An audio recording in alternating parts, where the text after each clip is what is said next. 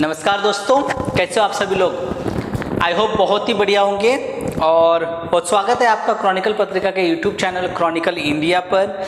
और MCQ practice हम करते हैं 10 मिनट के भीतर ही बहुत अच्छे क्वेश्चन जो करंट अफेयर बेस्ड क्वेश्चंस होते हैं। और वही क्लासेज जो मैंने आपको पढ़ा चुका हूँ ऑलरेडी आपने पढ़ी होंगी, वही से मैं क्वेश्चंस बनाकर आपके लिए लेके आता हूँ। पहला सवाल है हमारा, हाल ही में बहुत चर्चा में रहा ये राष्ट्रीय सफाई कर्मचारी आयोग NCSK का कार्यकाल अब किस वर्ष तक बढ़ाया गया है। देखिए ये कर्मचारी आयोग है, कई बार आयोग, कमिटी, समिति जिसे कहते हैं मोस्टली समिति, इन सभी से बहुत सवाल आ जाते हैं कि भाई इनका कार्यकाल कब तक है, किसी व्यक्ति का कार्यकाल कब तक है, इस तरह से सवाल आ जाते हैं। तो ये इसी में यही है कि भाई राष्ट्रीय सफाई कर्मचारी आयोग, नेशनल जो क्लीन वर्कर्स होते हैं सफाई कर्मचारियों के लिए, उनके लिए ये आयोग है, उसका कार्यकाल अब किस वर्ष तक बढ़ाया गया है। A 2032, B 2026, C 2027, D 2028। तो इसका जो जवाब है सही आंसर है D 2028, राइट। डी ये 2028 तक बढ़ाया गया है इस आयोग की समय सीमा। देखिए आपको याद होना चाहिए क्योंकि ऐसे सवाल आपके वनडे एग्जाम्स में बहुत पूछ लेते हैं। देखिए USAID की 2023 में सहायता प्राप्त करने वाले प्रमुख देशों में कौन शामिल था। इस साल ये बहुत चर्चा में है क्योंकि रेलवे के लिए भारत ने USAID से पैसा लिया है, रेलवे के नेट जीरो का करने के लिए, कार्बन एमिशंस के लिए। तो ये काफ़ी उस पर काफ़ी चर्चा भी चल रही है। आप अगर न्यूज़ देखोगे इंडियन एक्सप्रेस खास करके जो अपना द हिंदू या नेशनल न्यूज़ जो है उसको, तो आप USAID ये संस्था बहुत मतलब काफ़ी चर्चा में आ चुकी है और ये बहुत कंट्रोवर्सी भी इसके ऊपर हो रही पॉलिटिकल कि भारत ने वहाँ से पैसा लिया है, तो मतलब उसके लिए ये चर्चा में है। तो इससे सवाल आप बन सकता है, तो आप देख लीजिएगा। हालांकि बहुत मुश्किल है, ऐसे कंट्रोवर्शियल चीज़ों पे सरकारें सवाल नहीं पूछी जाती, बट फिर भी USAID की 2023 में सहायता प्राप्त करने वाले प्रमुख देशों में कौन शामिल था। A Bangladesh, Sri Lanka, Pakistan, B Ukraine, Ethiopia, Jordan, C Sudan, Yemen, Israel और D कांगो, सेनेगल, पेरुग्वे, राइट। तो ये USAID बहुत हेल्प करते हैं। तो इसमें जो है इन देशों ने, क्योंकि पिछला साल इन देशों के लिए खास करके यूक्रेन के लिए बहुत ही खतरनाक रहा था, तो आप इसमें देख सकते हो। हालांकि श्रीलंका, पाकिस्तान, बांग्लादेश इन देशों को भी USAID बहुत मिलती है और भारत को भी मिली हुई है, राइट। हाल ही में चर्चा में रही शतावरी, राइट, एस्परगस रिसेमोस का मुख्य उपयोग किस क्षेत्र में किया जाता है। A जैव प्रौद्योगिकी, B निर्माण क्षेत्र, C चिकित्सा और आयुर्वेदिक, D कृषि, राइट। ये जो है बहुत चर्चा में था, इसका आपने देखा होगा शायद कई, ये नाम आपने सुना भी होगा, शतावरी या एस्परगस रिसेमोस, ये आपने सुना भी होगा। ये चिकित्सा और आयुर्वेदिक में यूज़ होता है। C इसका सही आंसर है। और ये विमेंस की जो ह्यूमन बॉडी है, राइट, विमेंस खास करके महिलाओं के लिए उनके स्वास्थ्य और रोग प्रतिकारक शक्तियाँ या इम्यूनिटी बढ़ाने के लिए इसका इस्तेमाल किया जाता है। विमेंस के लिए, खास करके विमेंस के लिए उनकी इम्यून सिस्टम्स को बढ़ाने के लिए, राइट, यहाँ ये इस्तेमाल होता है। अगला सवाल देख लेते हैं। हाल ही में सेबी द्वारा खुदरा निवेशकों के लिए किस क्षेत्र में एक नया ढांचा पेश किया गया है। SEBI security exchange board of, right, आपको पता ही है।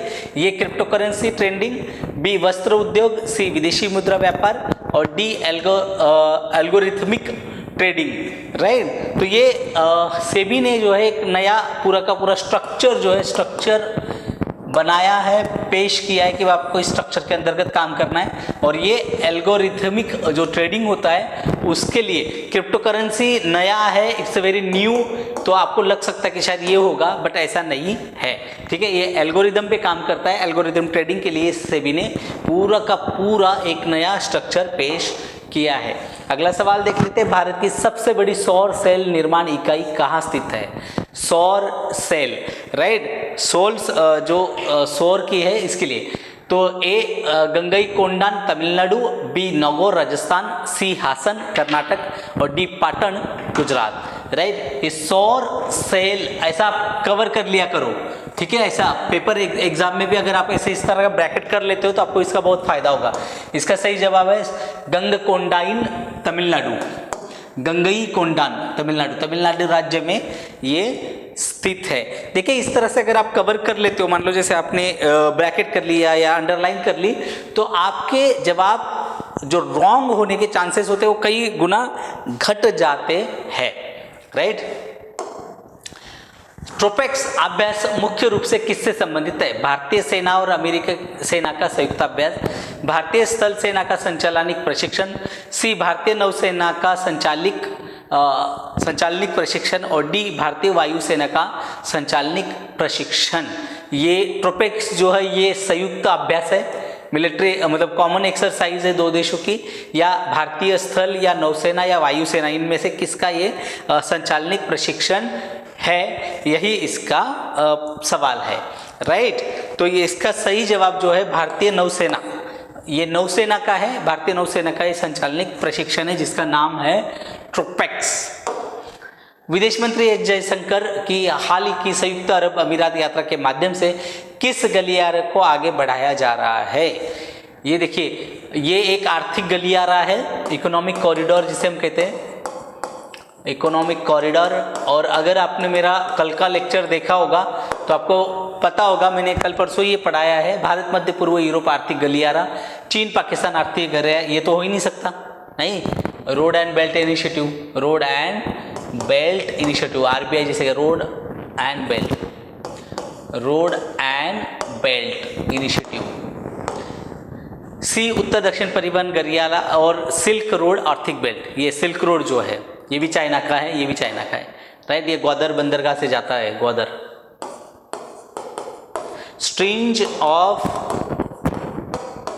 पर्ल पॉलिसी जिसके है, पर ये भारत मध्य पूर्व यूरोप आर्थिक गलियारा, ये इसका सही आंसर है। और मैंने आपको बताया भी है कल या परसों कल के लेक्चर में पढ़ाया भी मैंने आपको, तो इसका सही आंसर है ए। राइट, अगला देख लेते हैं, राष्ट्रीय भूस्थानिक मिशन का मुख्य उद्देश्य क्या है? ए उपग्रह संचार में सुधार, बी भूमि अभिलेख और शहरी नियोजन का आधुनिकीकरण, सी ड्रोन प्रौद्योगिकी को बढ़ावा देना और डी उपग्रह संचार में सुधार। राइट, ये राष्ट्रीय भूस्थानिक मिशन है और इसको भी, इसके लिए भी मैंने आपको पढ़ाया है कि भूमि अभिलेखों को और शहरी नियोजन का ये आधुनिकीकरण करने के लिए इस्तेमाल किया जा रहा है। राइट, केप टाउन कन्वेंशन जिसे भारत नए कानून के माध्यम से लागू कराना चाहता है किस क्षेत्र से संबंधित है? ये दूरसंचार, बी शिपिंग, सी रेलवे, डी विमानन यानी कि एविएशन। तो इसका सही जवाब है एविएशन। केप टाउन कन्वेंशन है एविएशन को लेकर, तो उसके जितने भी नए कानून है भारत भी लागू करना चाहता है, तो ये एविएशन सेक्टर से रिलेटेड है। आखिरी सवाल, आर्टिफिशियल इंटेलिजेंस एक्शन समिट की मेजबानी कौन सा शहर कर रहा है? ये London, B Geneva, C Paris, D Berlin. किस शहर में आर्टिफिशियल इंटेलिजेंस एक्शन समिट संपन्न हुई? तो वो है पेरिस। Right, France. राइट, और इसकी मेजबानी किसने की? मोदी, मतलब अध्यक्षता किसने की? सह अध्यक्षता और मैंक्रा, इमानुएल मैंक्रा। राइट, तो अब ये थर्ड समिट थी, it's a third summit, action summit थी, और अब फोर्थ समिट की मेजबानी कौन करेगा? इंडिया। राइट, तो चलिए आज के क्लास हम यही समाप्त करेंगे। इतने ही बेहतरीन सवाल थे आपके लिए, आप इनको अच्छे से पढ़िए, अच्छे से देखिए, इनके टॉपिक्स देखिए, और क्लासेस में आपको कुछ भी लगता है तो आप मुझे कमेंट करके ज़रूर बताइए, और क्लासेस को लाइक करके अपने दोस्तों के साथ शेयर करिए। धन्यवाद।